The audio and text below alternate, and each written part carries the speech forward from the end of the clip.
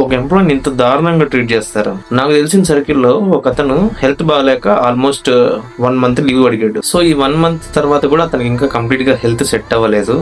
అందుకని ఏం చేశాడు, అతనికి ఇంకో 1 month ఎక్స్ట్రా అవసరం అయ్యి HR కి, అతని రిపోర్టింగ్ మేనేజర్ కి, ఆయన రిపోర్టింగ్ మేనేజర్ యొక్క బాస్ కి అందరికి కలిపి మెయిల్ పెట్టాడు, నాకు ఇంకా హెల్త్ సెట్ కాలేదు, హెల్త్ సెట్ అయిన తర్వాత నేను మళ్ళీ ఆఫీస్కి వస్తానని చెప్పేసి. అలానే హెల్త్ సెట్ అయిన తర్వాత ఆఫీస్కి వెళ్ళాడు. అతన్ని సెక్యూరిటీలోనే ఆపేశారు, కంపెనీలోకి ఎంటర్ అవ్వనివ్వలేదు. HR కి కాల్ చేసి అడిగితే మీ మేనేజర్ వాళ్ళ బాస్ దగ్గర నుంచి పర్మిషన్ తెచ్చుకున్నాడు. వాళ్ళ మేనేజర్ దగ్గర కూడా కాదు, వాళ్ళ మేనేజర్ దగ్గర నుంచి పర్మిషన్ తెచ్చుకోవాలంట. సరే అనేసి ఆ పెద్ద ఆయనకే కాల్ చేశాడు, ఆయన కాల్ లిఫ్ట్ చేయట్లేదు.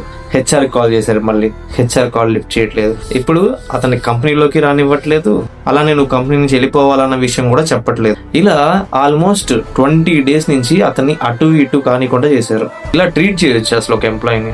అతను ఆల్మోస్ట్ ఆ కంపెనీలో 6 years నుంచి సర్వ్ చేస్తున్నాడు. హెల్త్ ఇష్యూ అని చెప్తే కూడా అర్థం చేసుకోలేరు కనీసం. సరే అతను ఇంకా కంపెనీని వదిలేసి వేరే కంపెనీని ఎత్తుక్కుందామంటే ఇన్ని ఇయర్స్ సర్వీస్కి అతనికి ఇవ్వాల్సిన గ్రాడ్యుయేటీ అదైనా ఇస్తారా లేదా అది కూడా తెలియదు. మీకు రానివ్వడం ఇష్టం లేకపోతే కనీసం రిజైన్ చేయమనే చెప్పాలిగా, అది కూడా చెప్పరా కనీసం?